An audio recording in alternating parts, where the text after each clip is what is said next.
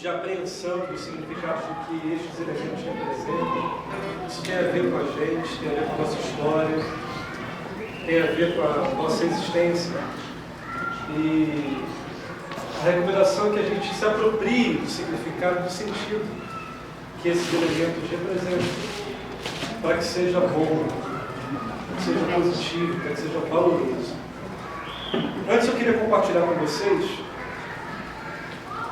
o Evangelho de João.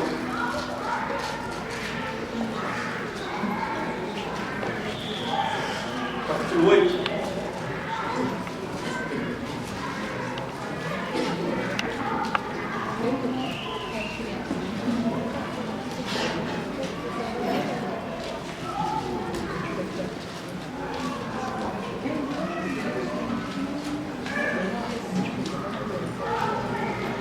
Evangelho de João, capítulo 8.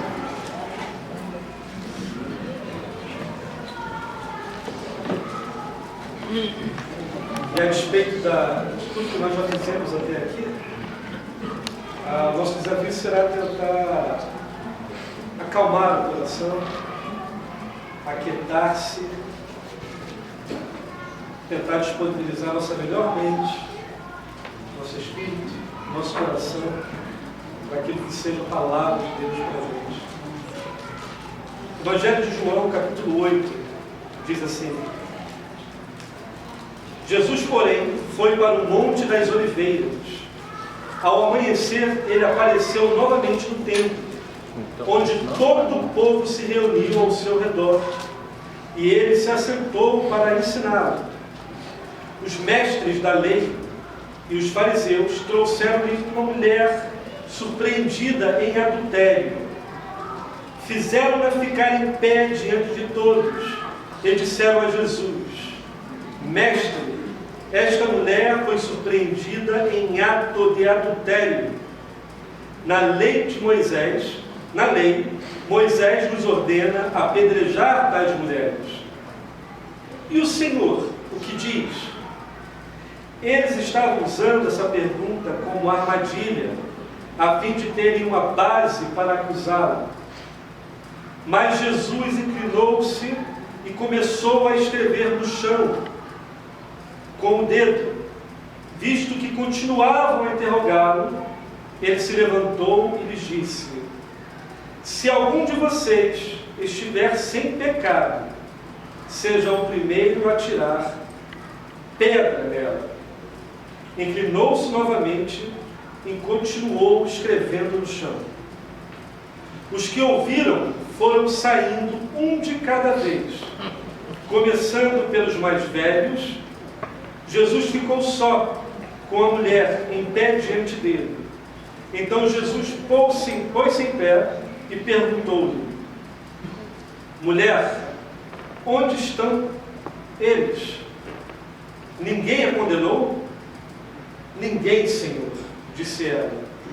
Declarou Jesus: Eu também não a condeno. Agora vá e abandone a sua vida de pecado. Eu também não a condeno.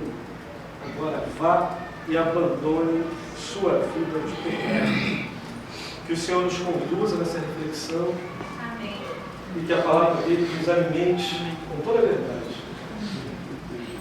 A gente está aqui no Evangelho de João, capítulo 8. E aconteceu o que a gente acabou de ler, de fato. Jesus está se revelando ao povo de Israel.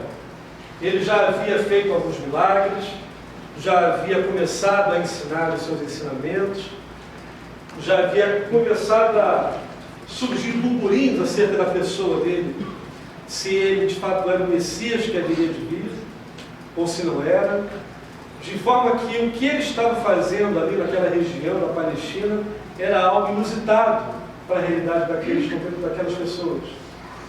Ele começou a agitar a imaginação, a mente e o coração daquele pessoal que estava ali.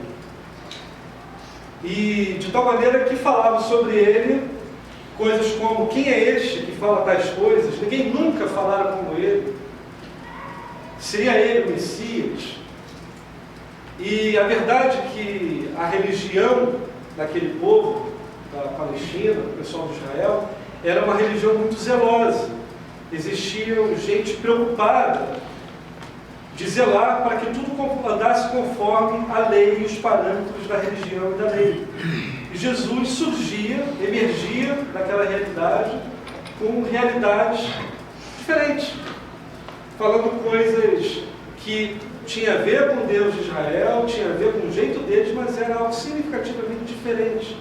Havia um tempero, havia essencialmente algo diferente ali que eles não conseguiam discernir, mas Jesus estava fazendo o exercício de ensiná-los. Jesus estava se revelando, no capítulo 8. No contexto antecedente a esse, Jesus estava envolvido na festa dos tabernáculos, que era o que estava acontecendo ali no capítulo 7, a festa das cabanas, que era uma festa cerimonial na cultura judaica, onde eles celebravam a saída do Egito, a peregrinação pelo Egito. Quando Moisés liderou aquele povo, retirando eles do governo de Faraó e levando, conduzindo esse povo à terra prometida. Essa peregrinação, de fato, levou um tempão, 40 anos. Poderia ser menor, porque eles aportaram lá em menos tempo, mas eles não tiveram coragem de entrar e continuaram a peregrinação. Por 40 anos foram conduzidos pelo deserto em meio a desafios tenebrosos. Mas a palavra diz que eles eram alimentados todos os dias. Pão caía do céu e água brotava da rocha. E assim eles iam se alimentar. E foi com esse imaginário que no capítulo 6, se eu não me engano, Jesus se revela falando: olha só, os seus antepassados comeram pão do céu. Eles estavam na festa do tabernáculo, na festa das cabanas, que aludia a essa história. E falava: olha, seus antepassados comeram pão e beberam da água. Comeram pão e voltaram a ter fome. Beberam da água e voltaram a ter sede. Mas eu sou o pão que desceu do céu. Eu sou a água, e quem se alimentar de mim, beber de mim, do seu interior fluirão rios de água. Jesus estava se apresentando como esse elemento de diferenciação, de divisão, de paradigmas diferentes que surgiram no meio deles. Isso causou uma série de instabilidade no meio deles. E os fariseus, aqueles que cuidavam de zelar pela lei, porque a religião de Israel era algo sério, e eles eram muito comprometidos com isso. A religião, a lei de Moisés, não era algo que falava de exterioridade, ou melhor, não era algo que falava de interioridade, não era algo que falava de contemplação, de mundos internos, não era. Era algo prático, ético, moral, era tangível, era mensurável, você media, você tinha padrões de comportamento estabelecidos para todos. Era assim que era. E esse pessoal cuidava da ética religiosa. E eles não conseguiam fazer o link entre o que Jesus estava falando e a lei de Moisés. Parecia, tinha sentido, emanava vida, mas os mais zelosos não conseguiam fazer esse link. E foi nessa ocasião que eles resolveram fazer uma pegadinha para Jesus. Pegar ele numa espécie de desqualificação do seu ensino. E propuseram a ele um ambiente. A palavra que nós lemos diz que na sequência da festa todos foram para sua casa, mas Jesus voltou para o Monte das Oliveiras. E depois, no dia seguinte, ele estava lá sentado, como qualquer rabi estaria sentado à porta do templo, ensinando aos seus discípulos. E ali ele estava sentado ensinando. Foi quando chegaram até ele com uma pegadinha, com uma mulher adulta, e falaram: mestre, aqui está uma mulher adulta. A lei de Moisés diz que nós devemos apedrejá-la.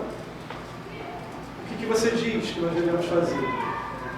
E aí já começa o ambiente da enganação, o ambiente da sistematização e controle.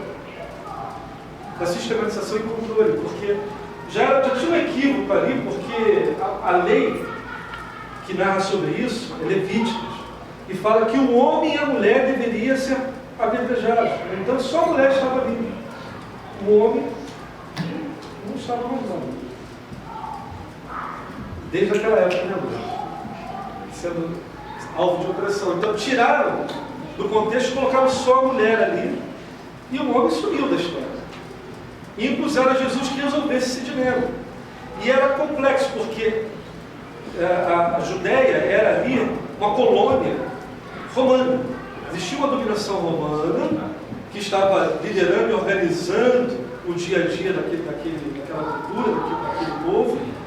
E existia uma instabilidade surgindo por causa de Jesus. E os mais velhos não queriam que isso acontecesse. Então eles queriam limar Jesus. Limar Jesus e os seus ideais para que tudo pudesse ser como era antes. Apresentaram a eles a pedagogia. E eles não tinham como condenar ninguém, porque o direito romano não deixava que eles fizessem isso. Então eles tinham que transformar Jesus em uma espécie de ativista político que falava contra Roma, para que Roma pudesse dar conta dele. E de fato, o que Jesus fala, ele se reclina e começa a escrever na areia e lança essa indagação. Porque Jesus, ele era judeu. Ele falou que não veio anular a lei. Aquela mulher, de fato, merecia morrer conforme a lei. Ela merecia morrer conforme a lei. Mas o que, de fato, ele estava instalando era o reino dos céus que havia chegado. Ele havia criado um cenário onde ele lançaria o homem agora, tiraria o homem de um ambiente bidimensional, onde ele só conseguiria ter causa e efeito, e lançaria ele num mar de perspectiva. Ele daria a ele a chance de observar a realidade em perspectiva. Ali sim há um novo nascimento, uma nova possibilidade de existência, quando o homem emerge em perspectiva, tendo a possibilidade de olhar o outro em perspectiva, conforme a sua realidade, de onde ele fala, do lugar onde ele fala. Sim, a lei manda apedrejar a ela. Quem não tiver pecado, atire a primeira pedra. Se você quiser tratar tudo conforme a lei, vamos em frente. Agora, vai começar, a pedra vai sair para tudo quanto é lado. Se vocês quiserem esfregar essa pedra, a pedra vai voltar para você na mesma hora. E não vai sobrar ninguém de pé. Ou sobraria alguém de pé. Ninguém ficaria de pé. A pedra só ia parar em Jesus, de fato, que era o único que não tinha pecado algum, que era o único capaz de condenar e de executar a condenação. Porém, como consequência dessa proposta, todos, a começar dos mais velhos, foram abandonando aquele local, conscientizantes do que estava proposto, foi abandonando, saindo um a um, de maneira que somente ficou a mulher e Jesus. E Jesus pergunta a ela: onde estão os seus acusadores? Não tem ninguém, Senhor. E ele fala: eu também não a condeno. Eu também não a condeno. Ele era o único que poderia condená-lo e executar a sentença. Mas ele não veio para isso, ele não veio para julgar, ele não veio para trazer vida e liberdade, ele veio para salvar. Essa era a função dele. Eu também não a condeno. Vá e não peque mais. Vá, segue o teu caminho. Siga a tua vida. Vai embora. Ele a perdoou, não a condenou e botou ela de volta para a vida. Eu também não a condeno. Agora vai e segue o teu caminho. Não peques mais. Aproveite a oportunidade que está diante de ti. Não transgrida contra si próprio. Experimente vida no seu potencial. Porque transgredir te furta a possibilidade de usufruir o melhor da sua existência. Vá. Fique livre. Porque perdoar implica em deixar livre. Porque às vezes você perdoa, mas não deixa livre. Você quer algo em troca. Eu te perdoei, mas agora você fica aqui comigo. Eu te perdoei, você lembra? Então, lembra que eu fiz isso? Agora faz isso comigo. Normalmente ainda fica estabelecida essa lei de troca de causa e efeito, mas perdoar livra o perdoador e quem está perdoando, porque você também vai ficar nesse elo conhecimento. Vá, segue a tua vida. Eu não te condeno também. É o que Jesus falou para aquela mulher. E é o que fala para a gente Jesus. Eu não condeno. Vá e não peques mais. Quer saber? Segue a tua vida. Muda de mente. Muda de mente e põe a tua vida para frente. E se por algum motivo você ficar constrangido, saiba que eu não te condeno. Mas Senhor, eu voltei a pecar, mas eu não te condeno. Porque a justiça seria feita no sangue dele. Aquele que não tinha pecado algum resolveu se entregar para que não houvesse condenação para mim. De maneira que se você está em Cristo, você pode ser uma nova criatura, mergulhar em perspectiva, na possibilidade de olhar outros de lugares diferentes, em realidades diferentes. Resta que nenhuma condenação há para aqueles que estão em Cristo Jesus. Porque a lei do Espírito da vida nos livrou para sempre da morte. Para sempre. E se amanhã você pecar, eu não te condeno mais. Ah, mas eu posso viver pecando? Não. Vá e segue a tua vida. E não peques mais. Essa é a consideração de Jesus. E a diferença entre a lei e o amor de Deus na sua aplicação em graça. Porque, de fato, a lei é severa, inflexível. E talvez você possa afirmar que a diferença entre a lei e a graça e o amor é que a lei é inflexível e o amor suporta tudo. Mas não sinceramente. O amor talvez seja mais severo, porque a justiça pode admitir algumas exceções. Mas o amor não. Não suporta exceção nenhuma. O amor não suporta exceção nenhuma. E o convite é para nós. O Evangelho de Jesus o amor é a característica distintiva de Deus. E Ele escolheu se definir e se revelar em amor. A expectativa dele é que nós também saibamos e escolhamos nos identificar por este, que olha o outro em perspectiva e não o condena, assim como ele não te condena.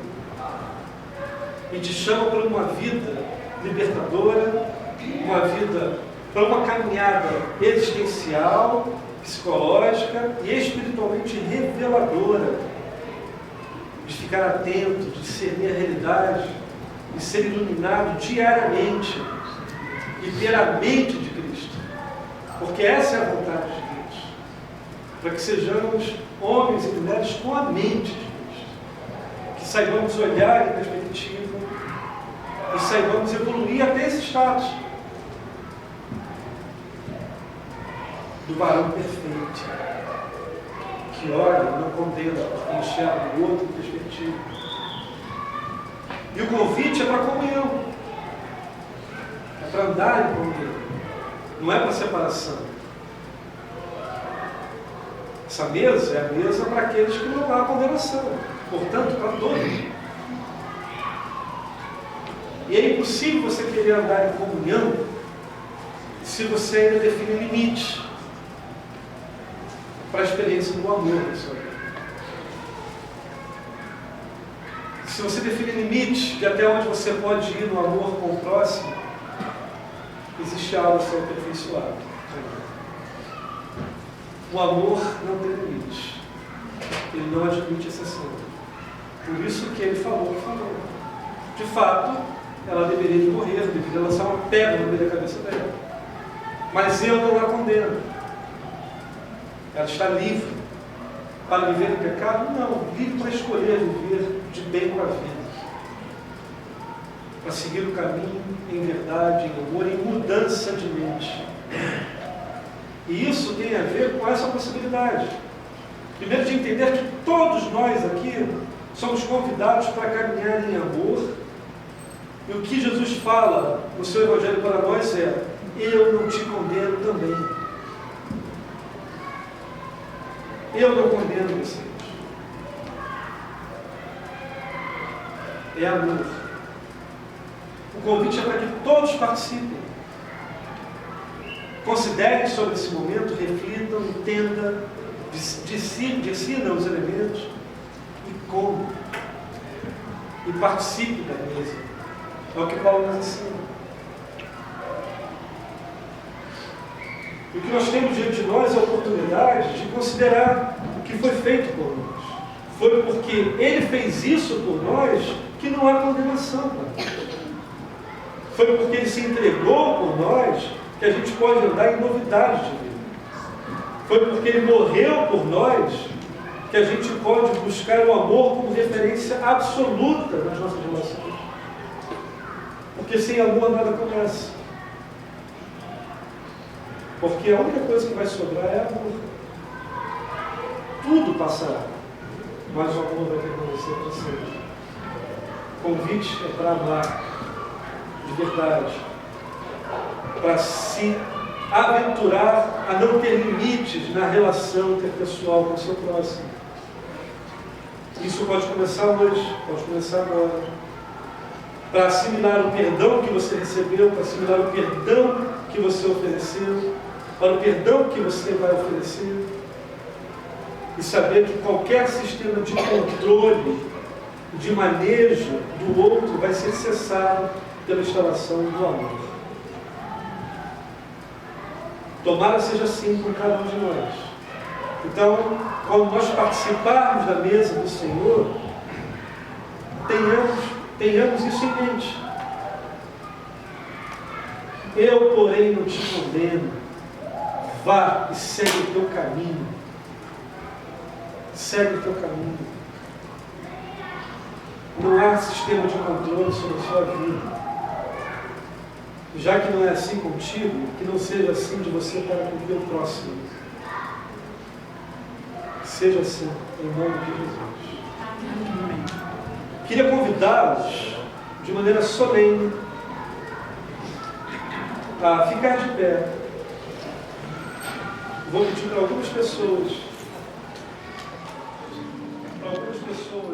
nos ajudarem com a distribuição da ceia.